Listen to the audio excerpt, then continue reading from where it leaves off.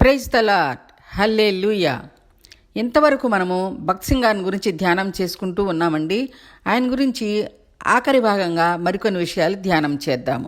దైవజనుడైన భక్సింగ్ గారి గురించి అందరూ తెలుసుకోవాలి అన్న ఆకాంక్షతో సింగ్ గారి యొక్క వాక్య పరిచర్య సేవా జీవితమును గురించి ఇప్పటికి 4 భాగాలు విన్నాం.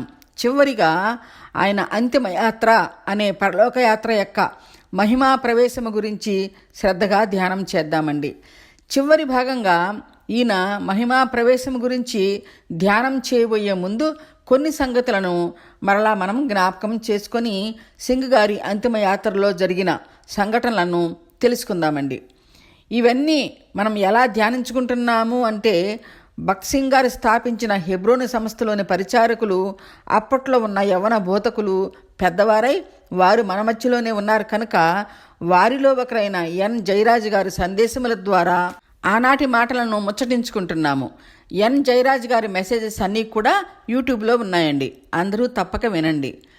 సింగ్ గారి అంతిమయాత్రలో పాల్గొన్న వ్యక్తి ఈ ఎన్ జయరాజ్ గారు. పరలోకం నుండి దిగివచ్చిన పరమాత్మని కుమారుడైన యేసుక్రీస్తు తన సువార్త పరిచర్య కొరకు ఏర్పరచుకున్న అనేక మంది దైవ సేవకులలో భక్త సింగ్ గారు ఒకరు. ఈ దైవజనుని గురించి చెప్పాలంటే ఎంత చెప్పినా తరగని సేవా జీవితము ఈ భక్సింగ్ గారిది. ఇర్మియా గ్రంథం 1:5లో వ్రాయబడిన రీతిగా, నేను నిన్ను రూపింపక మునిపే నిన్ను ఎరిగితిని, నీవు నీ తల్లి గర్భము నుండి బయట పడకముందే నేను నిన్ను ప్రతిష్ఠించుకున్నాను అని పరమ ప్రభువు ఈరియా ప్రవక్తతో మాట్లాడటం వాక్యంలో మనం చూస్తాము.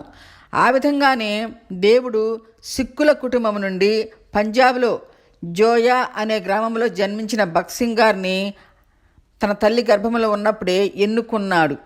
బాల్యము నుండే ప్రభువును ద్వేషించిన ఈ భక్సింగ్ గారు 1926వ సంవత్సరంలో పై చదువుల కొరకు లండన్ వెళ్ళి అక్కడ కింగ్స్ కాలేజీలో చదువుకొని 1929లో కెనడాలోని మానిటోబా కాలేజీలో అగ్రికల్చరల్ ఇంజనీరింగ్ చదువు పూర్తి చేశాడు. ఆ విధంగా సింగ్ గారు 2 డిగ్రీలు పూర్తి చేశాడు. యేసుక్రీస్తును వ్యతిరేకించిన ఈ సింగ్ గారు 1932 ఫిబ్రవరి 4వ తేదీన కెనడాలోని వేంకోవర్ అనే సిటీలో సింగ్ గారు బాప్తిస్మం పొందుకున్నారు. బాల్యము నుండి దేవుడిని వ్యతిరేకించి బైబిల్ని కాల్చివేసిన ఈ సింగ్ గారు ఎప్పుడైతే కెనడాలో ప్రభునందు పరివర్తన చెంది రక్షణ పొందుకున్నాడో ఆ గడియ నుండే తన జీవితాన్ని సమస్తము సర్వస్వము ప్రభువుకి అప్పగించాడు. తాను నమ్మిన యేసయ్య చెప్పిన విధంగా దేవుని చిత్తము చొప్పుననే అటు ఇటు చూడకుండా ప్రక్కల నడవకుండా తిన్నని మార్గంలో నడిచిన నీతిపరుడు, పరిశుద్ధుడు ఈ భక్సింగ్ గారు. దేవుడి చెప్పిన విధంగా తప్పిపోయిన ఆనాటి యూదా ఇశ్రాయేలు ప్రజలకు రక్షణ సువార్త ఎలా బోధించాడో సరే అండి. ఇర్మియా ప్రవక్త గారు దేవుడు చెప్పిన విధంగా తప్పిపోయిన ఆనాటి యూదా ఇశ్రాయేలు ప్రజలకు రక్షణ సువార్త ఎలా బోధించాడో అలాగే భక్సింగ్ గారు ఎక్కడ యేసయ్య తన పరిచర్య చేయమన్నాడో అక్కడే ఆయన చెప్పిన విధంగా సువార్త పరిచర్య చేసిన ఆనాటి ఇర్మియా లాంటి గొప్ప దైవజనుడు ఈ సింగ్ గారు. ఆ విధంగానే దేవుడు భక్సింగ్ గారితో వాక్యము ద్వారా, స్వరము ద్వారా, దర్శనాల ద్వారా మాట్లాడి తన మాట చొప్పున ముందుకి నడిపించాడు. అలాగే సింగ్ గారు కూడా నడిచాడు. సింగ్ గారు ఎప్పుడు దేవునితోనే సంభాషించుకుంటూ ఉండేవాడు. పరమప్రభువు సింగ్ గారికి చెప్పిన విధంగా ఏలియా ప్రవక్త గారిని కరువు కాలంలో కాకోలము చేత, సారేపతిలోని విధవరాలి చేత పోషింపజేశాడు. అలాగే దేవుడు భక్సింగ్ గారిని కూడా వెన్నంటి ఉండి ఆయన అవసరాలను, ఆకలిని తీరుస్తూ వచ్చాడు. దేవుని మాట చొప్పున సింగ్ గారు స్థాపించిన సంస్థలలో కానుక రూపంలో ఎంతో ధనము వచ్చేది. కానీ దేవుడు చెప్పిన విధంగా వచ్చిన ఆ ధనము నుండి ₹1 కూడా తన దగ్గర ఉంచుకోకుండా ఎక్కడికి వెళ్ళినా, ఏ పని చేయాలన్నా, దూర ప్రాంతాలకు వెళ్ళాలన్నా ఉన్న పాటున రక్తహస్తాలతో వెళ్ళేవాడు. అలాగ వెళ్ళమని యేసు ప్రభువే ఆయనకి దర్శనములో చెప్పాడు. ఆనాటి ఎలీషా ప్రవక్త మరణానికి ముందు కొంతకాలం మరణపు పడకపై ఉన్నాడు. ఆ విధంగానే సింగ్ గారు కూడా తన మరణానికి ముందు కొంతకాలం సుమారు 15 సంవత్సరాల పాటు మరణ పడకపై ఉన్నారు. ఆయనకు సపర్యలు చేయటానికి నేను చేస్తానని హెబ్రోను సంస్థలో పోటీపడి మరణం వరకు ఆయనకి సేవ చేశారు. ఆ సంస్థల్లో ఉన్నప్పటి సేవకులు, పరిచారకులు అందరూ జరిగిన అప్పటి సంఘటనలను బట్టి భగత్ సింగ్ గారిని ప్రవక్తగా భావించేవారు. అలాగే అప్పట్లో ఆయనతో పనిచేసిన దేశ అంతర్జాతీయ విదేశాలలోని గొప్ప దైవజనులు కూడా సింగ్ గారిని 20వ శతాబ్దపు ఏలియా ప్రవక్త అని కొందరు, ఎలీషా ప్రవక్త అని కొందరు సింగ్ గారిని పిలుచుకునేవారు. ఈ మాటలు సింగ్ గారు చెప్పలేదు, కానీ వారికి వారే అలాగా పిలుచుకునేవారు. ఇంకా ఇప్పుడు మనం భగత్ సింగ్ గారి మరణమును గురించి సంభాషించుకుందామండి. భగత్ సింగ్ గారు దేవుడిచ్చిన దర్శనాన్ని బట్టి మద్రాసు నుండి హైదరాబాద్కు వచ్చి హెబ్రోను అనే సంస్థను స్థాపించారు. ఈ సంస్థ గోల్కొండ క్రాస్ రోడ్ దగ్గర ఉందండి. సింగ్ గారు జాతీయ అంతర్జాతీయంగా 60 సంవత్సరాలు విరామం లేకుండా ప్రయాణించి సువార్త పరిచర్య చేశాడు. అందుకే ఆయన్ని అలుపు ఎరగని అపస్తులుడని, సోలిపోని సిలువ సైనికుడని పిలిచారు. సింగ్ గారు చివరిలో బెడ్ పైన ఎంతో కాలం ఉన్నారు. ఆ తరువాత 2000 సంవత్సరమున సెప్టెంబర్ 17వ తేదీన ఉదయం 6 గంటలకు ఇంకా మరణించటానికి ముందుగా ఆఖరిగా సింగ్ గారు కళ్ళు తెరచి ఆయన చుట్టూ ఉన్న పరిచారకులను, ఆ సమస్త పరిసరాలను ఎంతో ఆసక్తిగా చూశాడు. అంతలో అక్కడ ఉన్న అబ్రహాము అనే ముస్లిం సహోదరుడు చూసి ఆనందం పట్టలేక భగత్ సింగ్ గారు కళ్ళు తెరిచాడు అని పెద్దగా అరుస్తూ అందరినీ పిలిచాడు. ఎందుకంటే అప్పటికి ఆయన కళ్ళు తెరిచి కొన్ని రోజులయ్యింది. అందుకని అక్కడ దగ్గరలో ఉన్న వారందరూ పరుగున వచ్చి సింగ్ గారిని చూశారు. తరువాత ఆ రోజు ఉదయం 6 గంటలకు సింగ్ గారు ఈ శరీరాన్ని విడిచి మహిమగల ఆత్మతో దేవదూతల చేత పరలోకము చేరాడు. అయితే భగత్ సింగ్ గారు సెప్టెంబర్ 17వ తేదీ ఆదివారం ఉదయం మరణించటానికి ముందుగా ఆ రాత్రి 1 గంట సమయంలో భూమి స్వల్పంగా కంపించింది. అది ఎన్జిఆర్ఐ సంస్థ వారు గమనించి హైదరాబాద్ జంట నగరాలలో స్వల్పంగా భూమి కంపించింది అని ప్రకటించారు.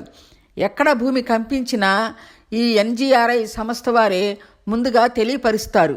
అలాగే 2000 సెప్టెంబర్ 17న 1 గంటకు రాత్రి 1 గంటకు జంట నగరాలలో భూమి కంపించింది అని కొన్ని వార్తాపత్రికల్లో కూడా తెలియపరిచారు. కానీ ఎక్కడా జన నష్టము జరగలేదు.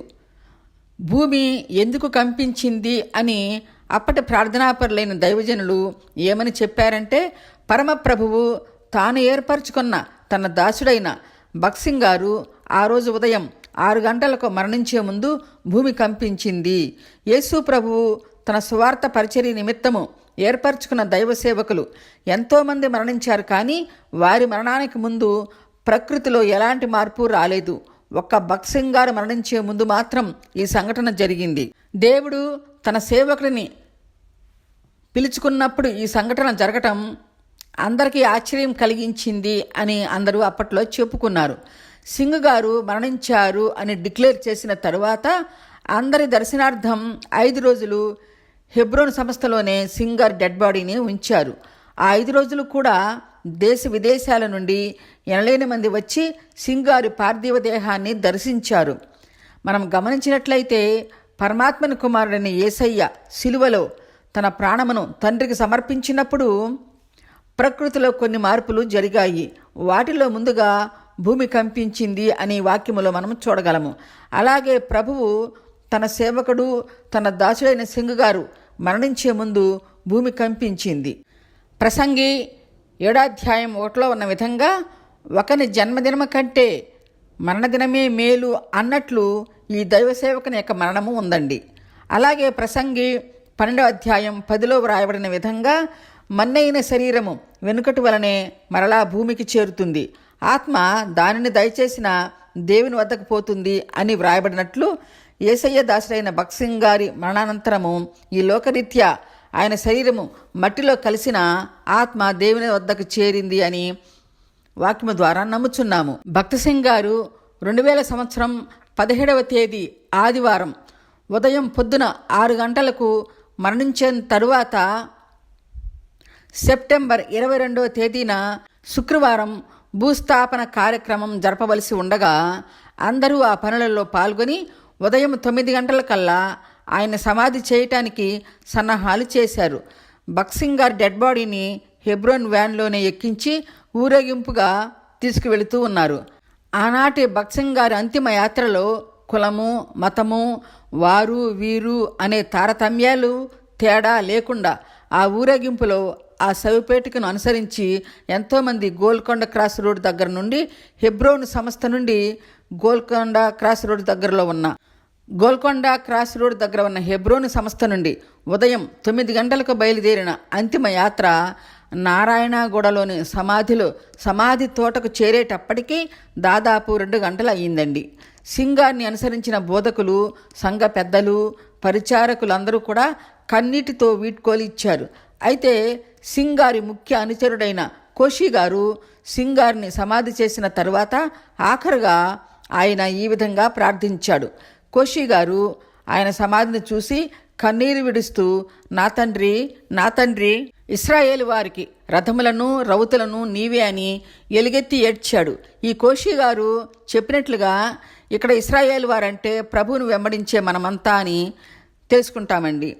ఈ కోషి గారే భగత్ గారిని గురించి ఎన్నో పుస్తకాలు కూలంకషంగా వ్రాశారు. ఆయన దేశ విదేశాలలో సంఘాలలో జరిపిన సేవా జీవితం గురించి వివరంగా కోషి గారు వ్రాసి ఉంచాడు. కోషి గారు అలాగా ప్రార్థించిన వెంటనే అక్కడ ఉన్న వారందరూ ఎంతగానో రోదించారు. ఈ కార్యక్రమం జరుగుతున్నప్పుడు కొంతమంది యథాలాపంగా ఆకాశం వైపు చూచినప్పుడు ఆశ్చర్యచకితులయ్యారు.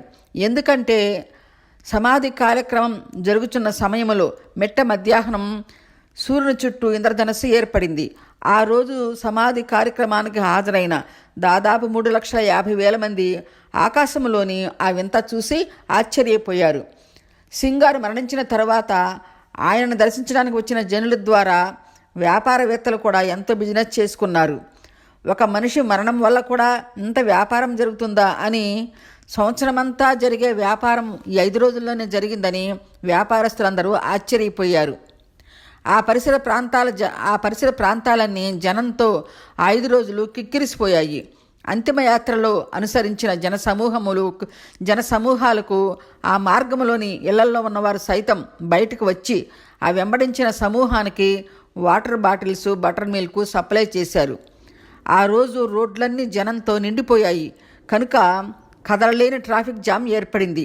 అప్పట్లో ఉన్న ఒక మంత్రి గారు, ఏంటి ఇంత ట్రాఫిక్ జామ్ ఏర్పడింది, ఏం జరిగింది అని తన డ్రైవర్తో అన్నప్పుడు ఆ డ్రైవరు భగత్ గారు అనే దైవజనుడు మరణిస్తే ఆయన భూస్థాపనకు వీరంతా వచ్చారు సార్ అని చెప్పినప్పుడు, అవునా, నాకు తెలీదే, నాకు ఇంతవరకు ఎవరూ చెప్పలేదు, నాకు తెలిస్తే వెళ్ళి శ్రద్ధాంజలి ఘటించి వచ్చేవాడిని అని ఆ జనాన్ని చూసి ఆ మంత్రి గారు ఆశ్చర్యపోయాడు. ఇప్పటికీ కూడా ఆ మంత్రి గారు సజీవంగానే ఉన్నాడండి. సమాధి కార్యక్రమంలో ఆకాశంలో సూర్యుని చుట్టూ ఇంద్రధనస్సు వలయాకారంగా ఏర్పడింది అని హైదరాబాద్లోని బిర్లా సైన్స్ సంస్థ గ్రూప్ కూడా ఎందుకు ఇలా జరిగింది అని ఆశ్చర్యపోయారు. ఆ సంస్థ డైరెక్టర్, ఇలాంటి సంఘటన రేరుగా జరుగుతుంది, ఇప్పుడు ఈ విధంగా ఎందుకు జరిగిందనేది అంచనా ఇప్పుడు వేయలేము అని ప్రకటించాడు. ఏది ఏమైనా భగత్ గారు ఎక్కడో పంజాబ్ రాష్ట్రంలో సర్గోదా జిల్లాలోని జోయా అనే గ్రామంలో జన్మించి పై చదువుల కొరకు లండన్ వెళ్ళి లండన్ నుండి కెనడా వెళ్ళటానికి ఓడలో ప్రయాణిస్తూ ఉన్నప్పుడు ఆ ఓడలో జరిగే ఆదివారపు ఆరాధనలో ఆ పరిశుద్ధాత్మ దేవుని దర్శనము భాగ్యము పొందుకున్నాడు. ఆ పరిశుద్ధాత్మ దేవుని దర్శన భాగ్యం పొందుకున్న తరువాత కెనడాలోని వేంకోవర్లో బాప్తిసం పొందుకొని తనకు తాను సజీవంగా దేవునికి సమర్పించుకొని ఆయన చెప్పిన ప్రకారం కెనడా నుండి ఇండియాకు వచ్చి ప్రభు ఎక్కడ పరిచర్య చేయమంటే అక్కడ చేశాడండి. ధన సంపన్నమైన ఇంటిలో జన్మించిన సింగ్ గారు ప్రభువును అంగీకరించిన తరువాత ఎన్నో శ్రమలు, బాధలు, కష్టాలు పడినప్పటికీ వెనక్కి తిరిగి చూడకుండా ప్రభునందు ముందుకు సాగిపోయాడు. యేసయ్య నిమిత్తము కన్న తల్లిదండ్రులను, అన్నదమ్ములను, సహోదరులను తెలియని వయసులో వివాహం చేసుకున్న భార్య అయిన రమాబాయిని, వారికి పుట్టిన విజయ్ సింగ్ అనే కుమారుని కూడా, బంధువులను, మిత్రులను అందరినీ కూడా తన యవ్వనములో వదిలివేసిన భగత్ గారు మరణము వరకు వారితో కలిసి జీవించినట్లు మనకు కనిపించదండి.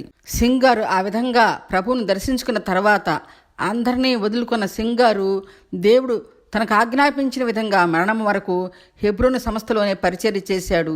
అక్కడే మరణించాడు. అంతము వరకు కూడా ఆయన అక్కడే వాక్య పరిచర్య చేశాడు. కులము మతము అనే భేదము లేకుండా సింగార్ చెప్పిన దేవుని మాటలకు అందరూ ప్రభావితులై అన్ని మతాలలో నుండి ఎంతోమంది దైవ సేవకులు వాక్య పరిచర్య చేశారు. అలాంటి దైవ సేవకులు మన మధ్యలో ఎంతోమంది ఉన్నారండి. ఈయన నిజముగా దేవుని కుమారుడు అని సిలువలోని యేసు ప్రభువుని ఘనపరిచిన విధంగా ఈయన నిజముగా గొప్ప దైవదాసుడు అని అందరూ సింగార్ని అభినందించారు. భక్సింగ్ గారు ఎప్పుడు సంఘములో బోధిస్తూ, నీవు నన్ను ఏర్పరచుకోలేదు కానీ నేను నిన్ను ఏర్పరచుకున్నాను అని ప్రభువు నాతో చెప్పి ఉన్నాడు అని ఆయన ఏ సంఘముల బోధ చెప్పినా ఈ మాటను ప్రత్యేకంగా చెప్పేవారు. 2 తిమోతి 4:7 ఉన్న విధంగా, మంచి పోరాటము పోరాడి తిని ప్రభునందు నా పరుగు కడముట్టించి తిని ప్రభునందు నా విశ్వాసమును కాపాడుకొంటిని కనుక ఇక మీదట నా కొరకు నీతి కిరీటం ఉంచబడి ఉన్నది అని పౌలు గారు తన మరణానికి ముందు తిమోతికి ఈ మాటలు తెలియపరిచిన విధంగా భక్సింగ్ గారు కూడా తాను పిలిచిన దేవుని యందు విశ్వాసముతో తన పరుగును కడముట్టించి పరిశుద్ధునిగా పరలోకమునందు ఉన్న నిత్య జీవములో జీవ కిరీటమును పొందుకున్నాడు. ధనసంపన్నుడైన ఈ సింగ్ గారు ప్రభువును తెలుసుకున్న తర్వాత ఎంతో నిరాడంబరంగా జీవించాడండి. సింగ్ గారు హెబ్రోను సంస్థలో నివసించిన ఆయన గది 18 అడుగుల పొడవు 8 అడుగుల వెడల్పు గల ఆ గదిలోనే మరణం వరకు జీవించారు. ఈయన్ని నిరాడంబరుడని, ద గ్రేట్ గాడ్ సర్వెంట్ అని, ప్రవక్త అని, ప్రార్థనాపరుడని, నీతిపరుడని, పరిశుద్ధత కలిగిన వాడని, ప్రభువులాగా అందరినీ ప్రేమించే హృదయం కలిగిన వాడని ఆయన్ని అభినందించేవారు. ఆ సంస్థలో నివసించే వారికి, ఆరాధనలో పాల్గొనే వారికి అందరికీ కూడా భక్సింగ్ గారంటే ఎనలేని ప్రేమ కలిగి ఉండేవారు. సింగ్ గారు మంచి రైటర్, ఎన్నో బుక్స్ వ్రాశారండి. ద ట్రూ సాల్ట్ అనే నిజమైన ఉప్పు అనే బుక్లో తన అనుభవాలన్నీ వ్రాసి ఉంచుకున్నాడు. ఆ బుక్ పేరు ద ట్రూ సాల్ట్ అని పేరు పెట్టుకున్నాడు ఆయన. సింగ్ గారిని ప్రభువుని దర్శించి ఇండియాలో వాక్య పరిచర్య చేయమన్నప్పుడు భయపడి, ప్రభువా, వాక్య పరిచర్య నాకు చేత కాదు దేవా, నేను నోటి మాంద్యము కలవాడను అని మోషే అన్న విధంగా సింగ్ గారు కూడా అన్నప్పుడు, నేను నిన్ను నడిపిస్తాను, నీకు తోడుగా ఉంటాను, భయపడకు అని చెప్పి దేవుడు తన ఆత్మతో సింగ్ గారిని అభిషేకించి ప్రపంచమంతటిలో సువార్త ప్రకటింపచేయించాడు. అయితే ఇంతటి ప్రార్థనాపరుడైన భక్సింగ్ గారికి దేవుడు ఎన్నో ఆశీర్వాదాలు ఇచ్చాడు. కానీ భక్సింగ్ గారికి ఒక్క విషయంలో ఎంతో కొదువుగా ఉండేది. ఏమిటంటే, సింగ్ గారికి దేవుణ్ణి స్తుతిస్తూ ఆరాధించాలని ఆయనకి ఎంతో ఇష్టం. కానీ ఆయనకు పాడటం అంతగా రాదు. ఆ సమయంలో సింగ్ గారు, నేను కూడా పాటలు పాడి ఆరాధనలో ప్రభువుని స్తుతించాలి అన్న విధంగా ప్రార్థన చేస్తూ, ప్రభువా, నిన్ను ఆరాధనలో నేను కూడా స్తుతించి ఆరాధించాలి ప్రభువా అని 9 సంవత్సరాలు ఆ ప్రార్థన నాకు నేర్పమని ప్రార్థించాడు. ఒక వయోలిన్ కూడా కొనుక్కొని దాన్ని ప్లే చేస్తూ పాడాలని కోరికతో 9 సంవత్సరాలు ప్రార్థించిన దేవుడు ఏమీ చెప్పలేదు. అప్పుడు సింగ్ గారు ప్రభువుకి ప్రార్థిస్తూ, ప్రభువా, నాకు పాడే వరము ఇవ్వకపోయినా నీవు నాలో, నా అంతరంగంలో నీవు ఉంటే నాకు చాలయ్యా, నీవు నాకు కావాలి, నాతో ఉండాలి అని ప్రార్థించినప్పుడు నేను నీతోనే ఉంటాను అని దేవుడు మాట్లాడినప్పుడు ఎంతో సంతోషించి ఆత్మలో నెమ్మది పొందుకున్నాడు. కానీ ఆయన ఈరోజు మన మధ్య లేకపోయినా సింగ్ గారి ఆలోచనకు సాక్షిగా వయోలిన్ మాత్రం ఈ రోజుకి ఆయన గదిలోనే ఉందండి.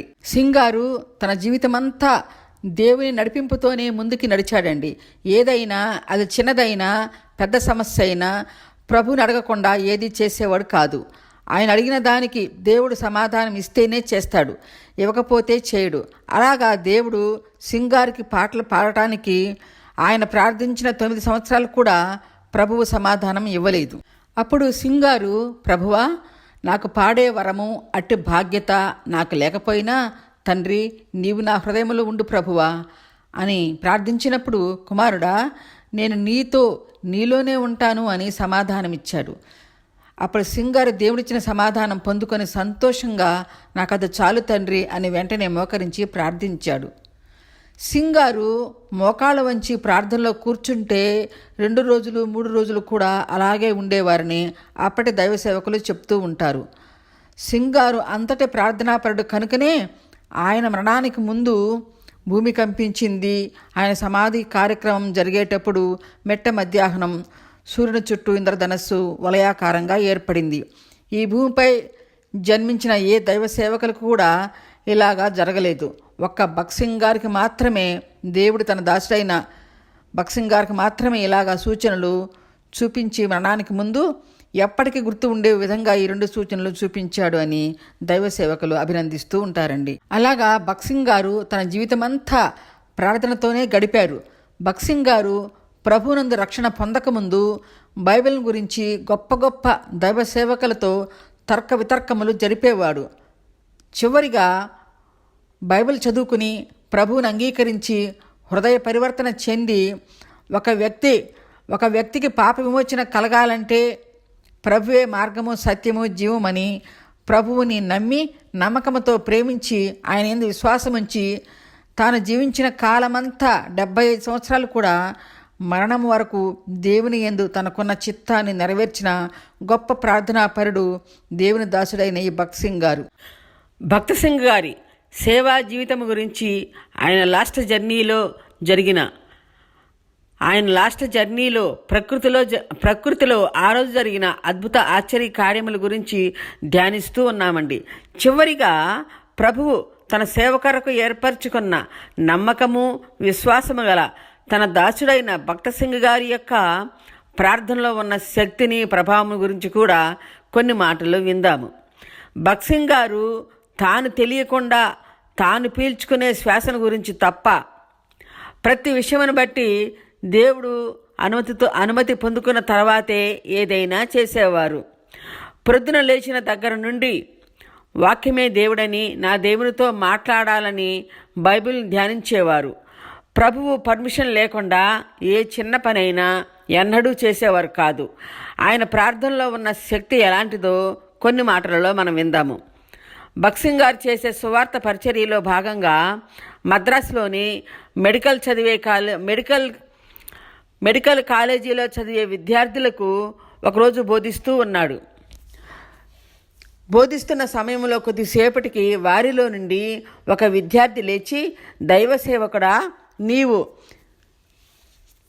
నీవు బోధించే బైబిల్లో తిమింగలము కడుపులో యోనా అనే ఒక మనిషి 3 రోజులు ఉండి 3వ రోజున బ్రతికాడు అని వ్రాయబడి ఉంది. మరి ఈ సంఘటన మీరు నమ్ముతున్నారా అని ఆ మెడిసిన్ చదివే ఒక స్టూడెంటు సింగ్ గారిని ప్రశ్నించాడు. అప్పుడు భక్సింగ్ గారు చిరుమందహాసంతో వారి వైపు చూస్తూ, నేను ఈ మాట ఖచ్చితంగా నమ్ముచున్నాను. ఒకవేళ మనిషి కడుపులో తిమింగలము 3 రోజుల పాటు ఉంది అని వ్రాయబడిన ఖచ్చితంగా నేను నమ్ముతాను అని అక్కడ ఉన్న వారికి అందరికీ చెప్పి వైద్య వృత్తి చదివే విద్యార్థులందరినీ ఆశ్చర్యపరిచాడు. వారందరూ అంతగా ఆశ్చర్యపడటం చూసినప్పుడు, యవనస్తులారా, సర్వలోక సృష్టికర్త అయిన దేవుడు కేవలం తన నోటి మాటతో శూన్యములో ఈ సృష్టిని సృష్టించిన సృష్టికర్తకు అసాధ్యమైంది ఏముంది అని, ఆయనకు సమస్తము సాధ్యమే కదా అని దేవుని గురించి ఆ యవనస్తులకు బోధించి వారిని దేవుని వైపు ఆకర్షింపజేసిన గొప్ప దైవదాసుడు ఈ భక్సింగ్ గారు. అలాగే ఒకసారి పరిశుద్ధ సువార్త దండయాత్రలో భాగంగా తమిళనాడులోని నాగర్కోయిల్ అనే ఊరు వెలుపట మైదానంలో ఒకనాటి సాయంకాలమున కూడిక ఏర్పాటు చేసుకున్నారు. ఆ సాయంకాలపు కూడికలో సుమారు 7,000 మంది హాజరయ్యారు. భక్సింగ్ గారి ఆధ్వర్యంలో పాటలు పాడుతూ దేవుని స్తుతించి ఆరాధిస్తూ ఉన్నారు. అలాగా 4 పాటలు పాడిన తరువాత అకస్మాత్తుగా తుఫాను వలె ఒక పురుగుల గుంపు ఒక గోడలాగా వచ్చి వారిపై దాడి చేశాయి. పూర్వంలో ఫరో రాజు కాలంలో ఐగుప్తులో ఈగలు మిడతల గుంపు వచ్చినట్లుగా ఆ రోజు నాగర్కోయిల్ మైదానంలో పురుగుల గుంపు వారిని శాంతం కప్పివేశాయి. కళ్ళల్లో, ముక్కుల్లో, నోట్లో, చెవుల్లో దూరటం వలన వచ్చిన వారంతా ఇబ్బంది పడిపోయి ఇంకా ఈ కూడిక జరుపుట కష్టము అని ఆ పురుగుల దాటికి తట్టుకోలేక అందరూ వెళ్ళిపోదామని సర్దుకొనుచుండగా అంతలో భక్సింగ్ గారు పైకి లేచి, సహోదరులారా, దయచేసి ఎవరూ వెళ్ళకండి, మనమంతా కలిసి ప్రార్థన చేద్దాము అని చెప్పగానే దైవదాసిన మాటలు విన్న అక్కడ చేరిన 7,000 మంది అంతా కూడా ఒక్కసారిగా మోకరించి ప్రార్థించారు. సింగారు ప్రార్థిస్తూ, ప్రభువా మీరు చెప్తేనే కదా మేము ఇక్కడికి వచ్చాము. ప్రభువా, దుష్టుడైన సాతాను ఈ కూడికను పాడు చేయటానికి ఈ పురుగుల గుంపును పంపించాడు తండ్రి. దేవా, నీవు మాపై కనికరించి నీ పరిశుద్ధ నామములో ఈ సాతాను పంపించిన పురుగుల గుంపును గద్దించి తరిమివేసి ఈ కూడిక జరిపించమని యేసయ్య నామములో వేడుకుంటున్నాము పరమ తండ్రి అని ప్రార్థించగానే మోకరించిన వారు పైకి లేచేటప్పటికి దేవుడు వాటిని తరిమివేశాడు.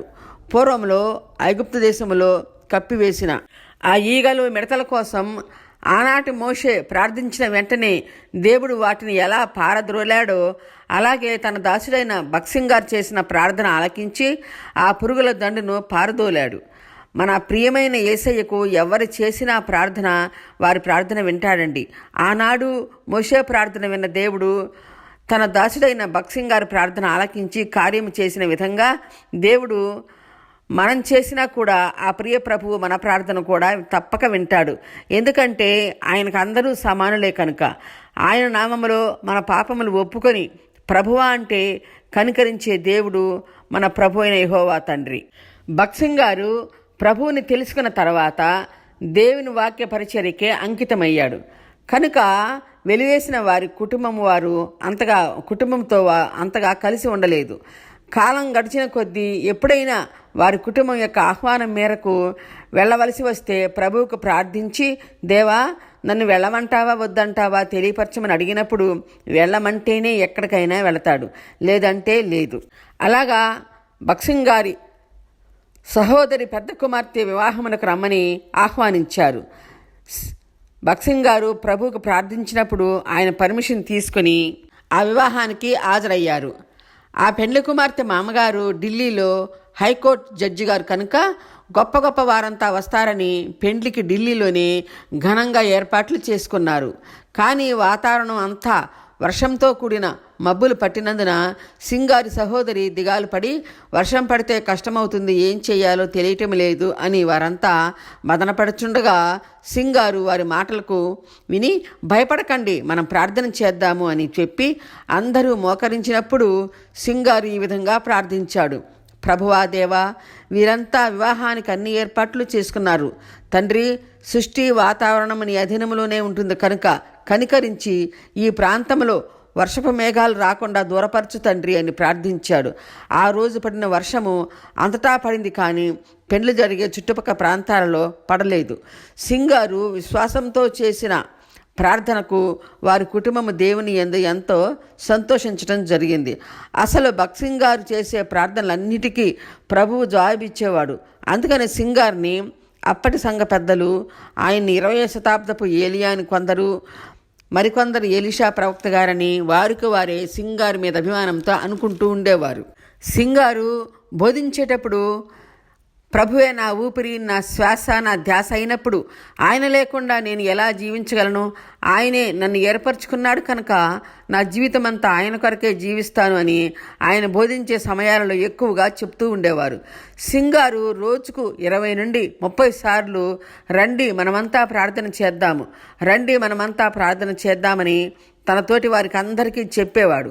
ఆయన జీవించినంత కాలము మోకాటి ప్రార్థన తప్ప వేరే విధంగా ఎప్పుడూ ప్రార్థన చేయలేదు.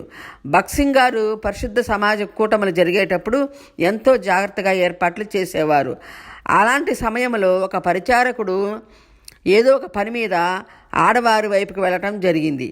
ఈ సంగతి ఇంకొక పరిచారకుడు చూసి దీని విషయమై సింగారికి కంప్లైంట్ చేశాడు. ఆ మాటలు విన్నంతనే శాంతపరుడైన సింగారు ఆడవారి వైపునికి వెళ్ళిన ఆ పరిచారకుడిని తీవ్రమైన కోపంతో చెంప మీద గట్టిగా కొట్టాడు. అప్పుడు ఆ పరిచారకుడు, నన్ను ఇంతమందిలో అనవసరంగా కొట్టి అవమానపరిచిన బక్సింగారిపై నా పగ తీర్చుకునే వరకు నేను ఆహారం కూడా ముట్టను అని ఆ వ్యక్తి అనటం తోటివారు విని సింగారికి చెప్పారు. అప్పుడు సింగారు ఆలోచన చేసి, ఆహారం కూడా నేను ముట్టను అని అంటున్నాడంటే నా వలన ఏదో తప్పు జరిగింది అని తలంచి ఆ వ్యక్తిని కొట్టినందుకు బాధపడి, ఆ వ్యక్తిని నా దగ్గరకు పంపించండి, నేను అతనికి సారీ చెప్పాలి అని అన్నాడు. అక్కడి వారు వెంటనే ఆ వ్యక్తితో, నిన్ను సింగారు కలుసుకోమని చెప్పారు అని చెప్పినప్పుడు ఆ దెబ్బతిన్న పరిచారకుడు సింగారు దగ్గరకు వెళ్ళినప్పటికీ ఆయన లాన్లో కుర్చీలో కూర్చుని ఉన్నాడు. కోపంతో వెళ్ళిన ఈ పరిచారకుడు బక్సింగర్ వైపు చూసినప్పుడు అంతలోని అయ్యగారు నన్ను క్షమించండి అని ఆయన పాదాల దగ్గర సాష్టాంగపడిపోయి ఏడవటం మొదలుపెట్టాడు. అప్పుడు సింగారు లేచి ఆ కొట్టిన వ్యక్తిని పైకి లేపి కౌగిలించుకొని హత్తుకొని క్షమించు బ్రదర్ అని అతన్ని ఓదార్చాడు. అంతటి ప్రేమామయుడు దేవుని దాసుడైన బక్సింగారు. పగ తీర్చుకుంటాను అన్న ఆ వ్యక్తి బక్సింగారి మొహంలో కనపడిన ఆ ప్రభావమును చూసి ఆయన కాళ్ళపై పడి బోరు బోరున దుఃఖించటం జరిగింది. అలాగా సింగారి ముఖము ఎప్పుడు ఆనాటి మోషగారి మాదిరిగా ప్రకాశవంతంగా ప్రశాంతంగా చిరునవ్వుతూనే ఉండేది. ఆ విధంగానే మోజెస్ అనే ఒక యవ్వనుడు బొంబాయిలో జాబ్ చేస్తూ క్రమశిక్షణ లేని జీవితం జీవిస్తూ ఉన్నప్పుడు అతనికి కుదరని రోగం సంభవించి రెండు ప్రక్కల చలనం లేకుండా చచ్చుబడిపోయి వేదనకరంగా ఉండేది. ఆ రోగం నయం చేసుకోవటానికి తాను సంపాదించిన ఆస్తినంతా ఖర్చు చేశాడు. అయినా ఫలితం లేకపోయింది. అప్పుడు ఏ డాక్టర్ చూసినా నీవు ఇక తిరగటం అనేది అసాధ్యం, నీవు బాగుపడాలంటే ఇక ఆ దేవుడే నీకు దిక్కు అని అతనితో చెప్పేవారు. అప్పుడు ఆయన చేసేది ఏమీ లేక ఆ నిస్సహాయ స్థితిలో తన సొంత ఊరైన హైదరాబాద్కు వచ్చాడు. అతని తల్లి బక్సింగారి హెబ్రోన్ సహవాసములో ఉంది. ఆమెకు బక్సింగారితో పరిచయం కలిగి ఉంది. అలాగా కొన్ని రోజులైన తరువాత 1962 సంవత్సరంలో అఖిల భారత పరిశుద్ధ సమాజ కూటములు ఏర్పాటు చేశారు. ఆ సమయంలో మోజెస్ గారి తల్లి ఆమె కుమారుణ్ణి ఒక స్ట్రెచర్ మీద పడుకోబెట్టి ఉదయకాలమున సభకు తీసుకుని వెళ్ళి ఒక ప్రక్కన ఉంచారు.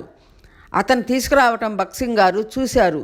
ఆ సభలో ఆ రోజు తప్పిపోయిన కుమారుని గురించి బోధ చేస్తూ ఉన్నాడు. ప్రసంగం అయిన వెంటనే బక్సింగారు స్ట్రెచర్పై ఒక ప్రక్కన ఉన్న మోజెస్ దగ్గరకు వచ్చి మోకరించి ప్రార్థించారు. ఆయన ప్రార్థించిన వెంటనే ఆయనలోని బాధ నివారణ అయ్యింది. మరలా సాయంత్రం జరిగే కూడిక కూడా స్ట్రెచర్ మీద తీసుకుని వచ్చారు. ఆ రోజు రాత్రి ప్రసంగమైన తరువాత సింగారు మరలా వచ్చి స్ట్రెచర్ దగ్గరకు మోకరిల్లి ఆ వ్యక్తి లేచి నడవాలని ప్రార్థించాడు. సింగారు విశ్వాసంతో చేసిన ప్రార్థనకు యేసయ్య ఆ వ్యక్తికి చలనం కలిగించాడు. ఆ తర్వాత కొన్ని రోజులకు ఇంటిలో మెల్లగా నడవటం ప్రారంభించాడు. 1964 సంవత్సరంలో వివాహము చేసుకొని తాను తన కుటుంబము దేవుని సువార్త పరిచర్యలో ఇప్పుడు బొంబాయిలో ఉన్నారండి. మోజెస్ గారే స్వయంగా ఆనాటి ఈ సాక్ష్యం పంచుకోవటం జరిగింది.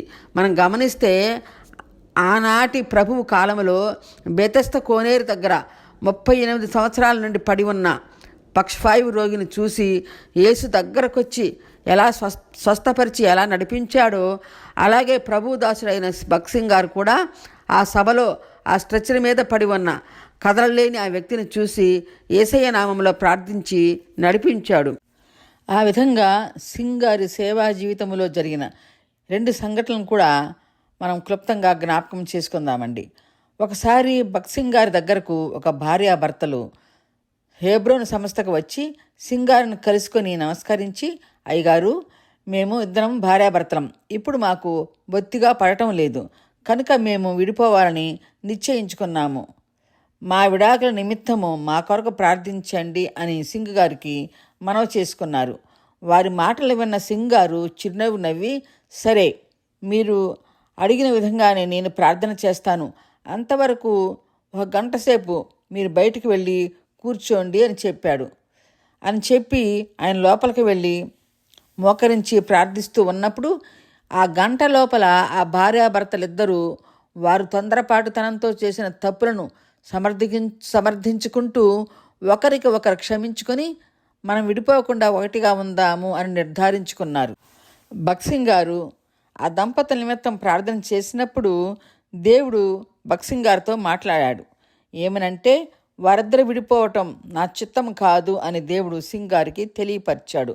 సింగారు గంటలో ప్రార్థన ముగించుకొని బయటకు వచ్చి వారిని చూస్తూ, మీరు విడిపోవటం దేవుని చిత్తము కాదు అని చెప్పగా వారిద్దరూ నవ్వుతూ సంతోషంగా, అయ్యగారు, మేము విడిపోము, కలిసే ఉంటాము, మేము ఒకరికి ఒకరం కలిసి ఉందామని తీర్మానించుకున్నాము అని చెప్పారు. అలాగా వారు మేము ఎప్పుడు కలిసి ఉండే విధంగా మా కోసం ప్రార్థన చేయండి అని మేము విడిపోవటం దేవుని చిత్తము కాదు అని ఖచ్చితంగా చెప్పారు. మీరు ఎలా చెప్పారు అయ్యగారు అని వారు అడిగారు. మేము విడిపోవటం దేవుని చిత్తము కాదు అని మీరు ఖచ్చితంగా ఎలా చెప్పగలిగారండి అని వారు అడిగినప్పుడు సింగ్ గారు ప్రసన్న వదనంతో వారి వైపు చూస్తూ, నా ప్రార్థనలకు దేవుడు జవాబు ఇస్తాడు. దేవుడు నాకు ఎంత దగ్గరగా ఉంటాడంటే నా కన్నుగుడ్డుకు నా కన్నురెప్ప ఎంత దూరమో నాకు నా దేవునికి అంత దూరమే ఉంటుంది అని చెప్పాడు. ఆ విధంగా భగత్ సింగ్ గారు ఆయనకు దేవునికి మధ్య కలిగి ఉన్న ఆత్మీయ అనుబంధాన్ని గురించి వారికి తెలియపరిచాడు. మీరు కూడా ఇలాగే దేవుని యందు ఆత్మీయ భావం కలిగి ఉండాలన్నట్లుగా ఆయన ఆ విధంగా తెలియపరిచాడు. ఈ మాటలు ఆనాటి హెబ్రోను సహవాసములో ఉన్న బ్రదర్ అక్మల్ రెడ్డి గారు ఈ సువార్తను బోధించారు. ఇంకొక సంగతి కూడా విందామండి. భగత్ సింగ్ గారు పరిచర్య చేసే హెబ్రోను సంస్థ చాలా పెద్ద స్థలము. ఆ స్థలములో ఆయన పెట్టే మీటింగ్స్కి లక్షల మంది జనం వచ్చేవారు. అలాగా ఆ స్థలం కూడా చాలా ఖరీదైనదిగా ఉంది. ఎందుకంటే ఆ స్థలము నల్గొండ క్రాస్ రోడ్డు దగ్గర ఉంది కనుక అది చాలా విలువైన స్థలము. దేవుడు భగత్ సింగ్ గారిని మద్రాసులో పరిచర్య చేస్తూ ఉన్నప్పుడు దేవుడు మాట్లాడుతూ, నీవు హైదరాబాద్ వెళ్ళి అక్కడ నేను నీకు చూపించిన స్థలములో పరిచర్య ఆరంభించు, దాని హెబ్రోను అని పేరు పెట్టు అని దేవుడు భగత్ సింగ్ గారితో చెప్పాడు.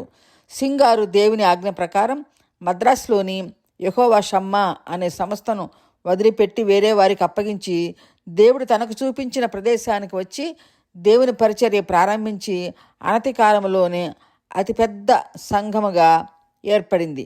అయితే ఆ సంస్థ మీద ఆనాటి ప్రభుత్వ అధికారుల యొక్క కన్ను పడినందున మాకు ఆ స్థలం కావాలని అప్పుడున్న ముఖ్యమంత్రి కబురు పంపించాడు. అయితే ఆ మాట విన్న దేవుని సేవకుడైన సింగ్ గారు దీన మనసు కలిగిన వాడై, నేను ప్రార్థన చేసిన తరువాత దేవుడు ఏం చెప్తే అదే మీకు చెప్తాను, మీరు మళ్ళీ రండి అని చెప్పి వారిని అంతవరకు పంపించాడు. అలాగా అప్పటికి వారిని పంపించి ఆ తర్వాత సింగ్ గారు దేవునికి ప్రార్థన చేస్తూ ఉన్నప్పుడు దేవుడు సింగ్ గారితో మాట్లాడుతూ, ఈ స్థలములో నా సువార్త ప్రకటించబడుతుంది కనుక ఈ స్థలము నాది, ఇది నీ అధీనములోనే ఉంటుంది. ఒకవేళ ఎవరైనా అధికారంతో అక్రమంగా దీన్ని ఆక్రమించుకుంటే వారికి మరణం తప్పదు అని తెలియపరిచాడు. మరలా వారు వచ్చి, ఏం చెప్పాడు బ్రదర్ నీ దేవుడి నీకు అని ఆ మధ్యవర్తులు అడిగినప్పుడు భగత్ సింగ్ గారు భయపడకుండా, ఈ సంస్థ దేవునిది, ఇక్కడ దేవుని పరిచర్య జరుగుతుంది కనుక ఈ స్థలము మాకు ఎంతో అవసరం, ఇది దేవుని నివాసముగా ఉంది, ఈ స్థలం ఇవ్వటానికి వీలు పడదు, ఎందుకంటే అది దేవుని చిత్తము కాదు, దేవుని చిత్తాన్ని కాదని ఒకవేళ ఎవరైనా ఆక్రమించుకుంటే వారికి మరణం సంభవిస్తుంది అని నాకు దేవుడు తెలియపరిచాడు అని వారికి చెప్పినప్పుడు వచ్చిన వారు వెనక్కి వెళ్ళి అప్పటి ప్రభుత్వాన్ని పరిపాలించే ముఖ్యమంత్రికి చెప్పారు. వారు అలాగా చెప్తూ ఆ ప్రార్థనాపరణతో పెట్టుకోవద్దని కూడా చెప్పారు. ఆ మాటలు విన్న ఆ ముఖ్యమంత్రి నిదానించి ఇంకా ఆ స్థలం కొరకు ప్రయత్నించకుండా సింగ్ గారు చేసే పరిచర్యలో భాగంగా ఆయన ఏర్పరిచే మీటింగ్స్ కొరకు 40 బస్తాల బియ్యమును పంపించాడు. ఇది 2000 సంవత్సరంలో జరిగిన సంఘటన. ఈ సంగతిని గురించి అప్పటి సంస్థలో ఉన్నవారు ఇప్పటికీ వారు వృద్ధులైన హెబ్రోను సంస్థలో జరిగిన ఆనాటి సంఘటనలను ఈనాటికి ఉపదేశిస్తూ ఉన్నారు. సింగ్ గారు పరిచర్య చేసే రోజులలో సంఘంలోని పెద్దలంతా దేవుడు తన పని కొరకు ఏర్పరచుకున్న సింగ్ గారిని 21వ శతాబ్దపు ఎలీషా అని సింగ్ గారిని ఎంతో అభినందించేవారు. భగత్ సింగ్ గారు చేసిన సేవా జీవితంలో జరిగిన అద్భుత ఆశ్చర్యకరమైన సంఘటనల గురించి తెలుసుకున్న నేను ఎలీషాగా పిలుచుకున్న భగత్ సింగ్ గారిని గురించి అందరూ తెలుసుకోవాలనే ఆకాంక్షతో గొప్ప దైవజనుడైన భగత్ సింగ్ గారిని గురించి 5 భాగాలుగా తెలియపరచడం అయిందండి. వినుట వలన విశ్వాసం కలుగును అని వాక్యం చెప్తుంది కనుక వినిన ప్రతి ఒక్కరం సింగ్ గారు లాంటి ప్రార్థనా జీవితాన్ని అలవాటు చేసుకుని దేవునికి దగ్గరై మన కుటుంబాలను రక్షణ మార్గంలో నడిపించుకుందాము. పుటము వేయబడిన ఈ జీవముగల మాటలను విన్నవారిని ఆ పరమ ప్రభువు ఆశీర్వదించి దీవించాలని ఆ ప్రభువు నామములో తండ్రిని వేడుకుంటున్నానండి. ఇంతటితో దైవజనుడైన భగత్ సింగ్ గారి ధ్యానాంశములు క్లుప్తంగా మనం ముగించుకున్నామండి. ఈ సత్య వాక్కులను విన్నవారికి అందరికీ నా హృదయపూర్వక అభినందనలు, కృతజ్ఞతలు చెప్పుకుంటున్నాను. మహిమ, ఘనత, ప్రభావములు ఆ మహాదేవునికే చెందునుగాక. Hallelujah. Amen. God bless you all.